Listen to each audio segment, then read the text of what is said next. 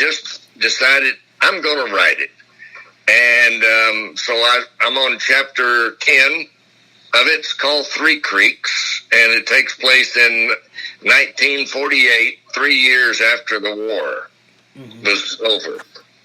And basically, a lot of it is my life.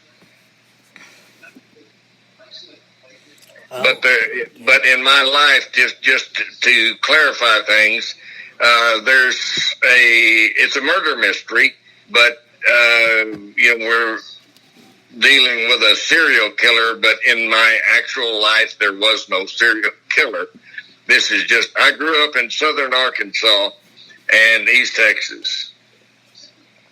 Oh, okay. And this is why it's called Southern Noir Mystery.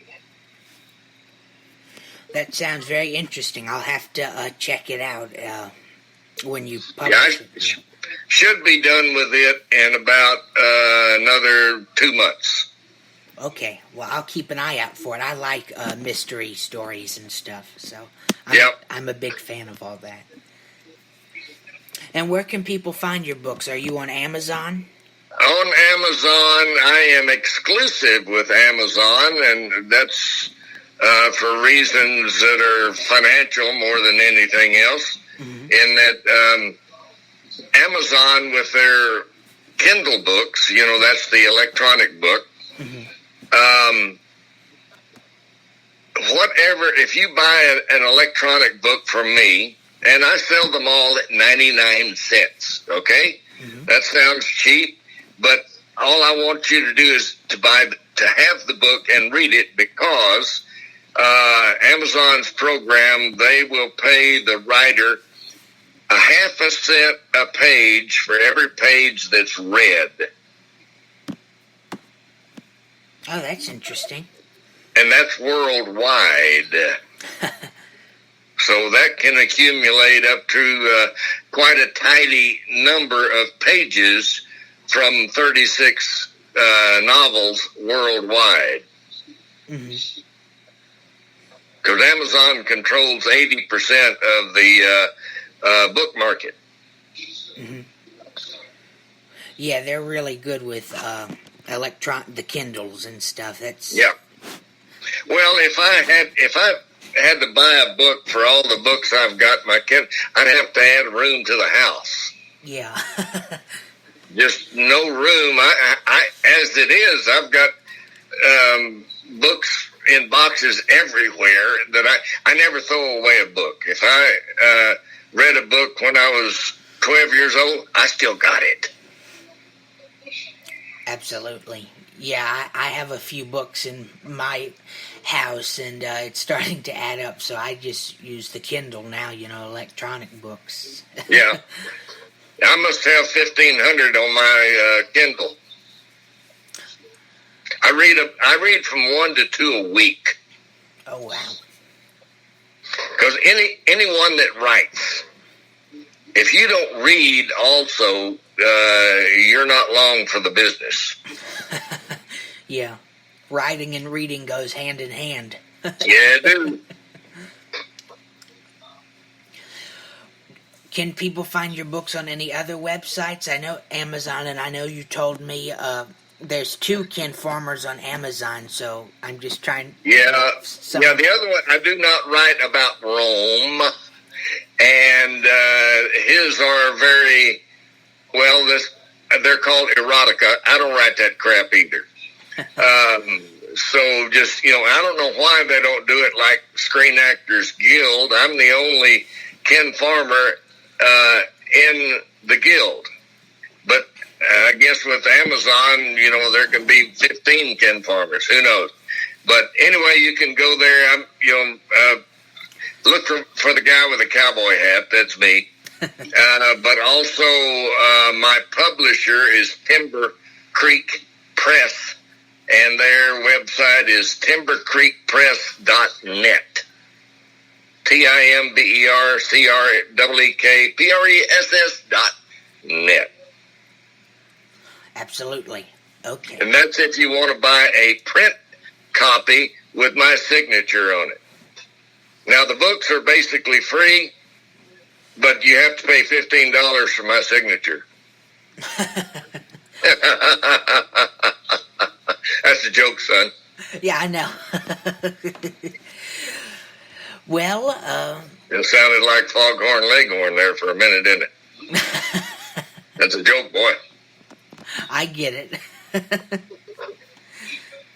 My last question to you is, and I know we discussed a little bit about it, but do you have any other pieces of advice for people who want to get into writing, who want to get into the industry of writing?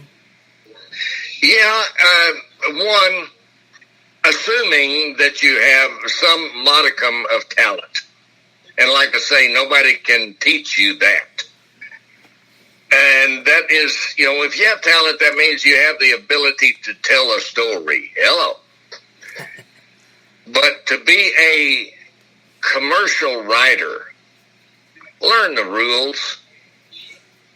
You can't be, and get a good editor. I have 4 people who, I call them beta readers, that check my work for grammatical errors. That if I read somebody and, I said, my Lord, they can't even string 3 words together. That, you want to be grammatically correct. Now, save and accept dialogue. Dialogue has no rules. Repeat.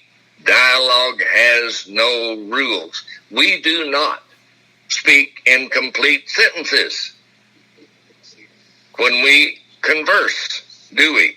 Mm-hmm. That's a question, son. Yeah. We don't do it, but the narrative part, which my books range about 80% dialogue and 20% narrative. And that's the description part, and, the sun rose over the mountains and sending long streamers of red and gold arrows, yada, yada, yada. That has to be grammatically correct, and there are rules. Now, you can find out those rules, and I cut my teeth on a book called Strunk and White. Mm-hmm. But a lot of writers use the Chicago Manual of Style. And this is, commas and comma splices and syntax and, learn, you have to be grammatically correct. So I have 4 people who check my work by chapter. As I finish a chapter, I send it to them. One of them is a retired English professor. 2 others are best-selling authors. And the 4th is a fan. And they'll all find something.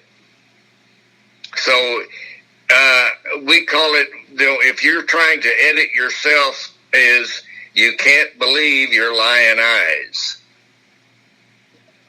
Because when you look at what you wrote, you're going to see what you think it should be, not what it is.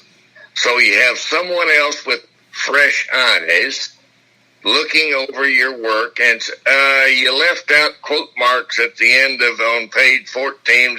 Oh, yeah, oops, sorry about that. So they catch those, I call them, dumb errors. Mm-hmm.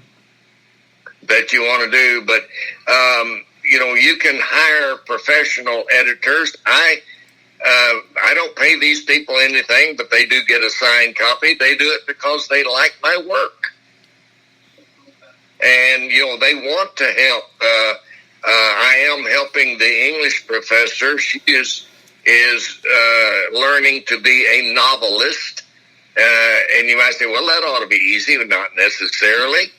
Because you still have to learn how to tell a story. Absolutely.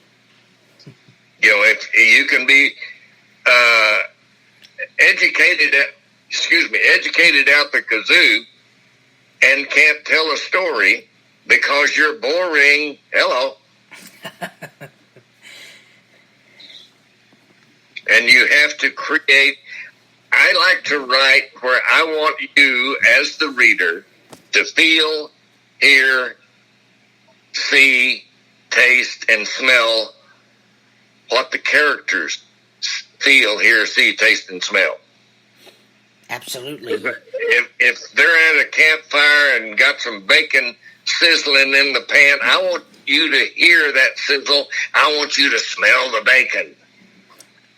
Absolutely. You want the reader to experience the full experience, you know. Well, I call it immersing themselves in the story. And I love it when a reader writes me a note back and a review said, I felt like I was there. Thank you. And that's best what I like to hear. Absolutely. I was in the story. I could talk to the characters. Thank you. And that's the best response to get back from a fan, you know, to be fully immersed in the story. I loved it. I couldn't put it down. I just got immersed. I love your character. Da-da-da-da-da-da. Oh, no, why did you kill that one? Well, just happened to work. Absolutely. Yeah, and like I said before, you know, and like you said before, you know, you never stop learning. You know, there's always room to learn and to improve. Yep. If you say you can't improve anymore or have enough room to learn, you know, you got it wrong. You always have room to learn, you know. And really, when it boils down to this, as a commercial writer, you have to always bear in mind, you cannot please everyone. Absolutely. If you, what was it Lincoln said, that if you try to please everyone, you wind up pleasing no one. Absolutely. And that can be said in life in general. You know. Oh, yeah. I mean, I don't care what you write or say or do. Somebody is going to say, I don't agree. Fine. That's their right.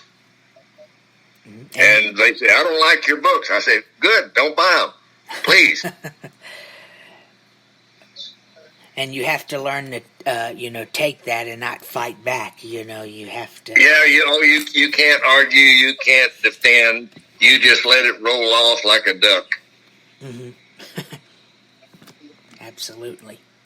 Well, you know, just roll with the flow. And I average out of 5-star reviews, I average across the board for all my books about 4.5. So I figure, okay, I'm doing okay. When you look at the point of Lonesome Dove, one of the greatest novels ever written, and was a Pulitzer Prize winning, it has like 300 and some odd 1-star reviews. Of course, it has like 20,000 5-stars. But you still there was 300 or 400 people that didn't like it. Go figure. Absolutely, and that's them. You know, like you said, that's their right. You know, but the good weighs more than the bad. You know, you have to focus on the positivity. Well, you focus on the majority. The most of the people like it, and that'll be borne out is how many people buy it. Absolutely. What kind of fan base do you build? You know, I had one lady that was doing a festival in Hyco, Texas, a few years back for the National Day of the Cowboy. And this lady comes up and she's carrying a box about 14 by 14, maybe something like that, and sets it down on my table where I had my books and was signing pictures and books and selling autographs and all that kind of stuff. And she said, "Hi, I'm Penny, and would you sign my books?" I looked at the box and I said, "Okay. Where'd you get?" She said, "I have bought every book you have ever written off of Amazon." And I live in Shreveport, Louisiana, and she had driven all the way from Shreveport to Hyco, Texas, about 6 hours, I think.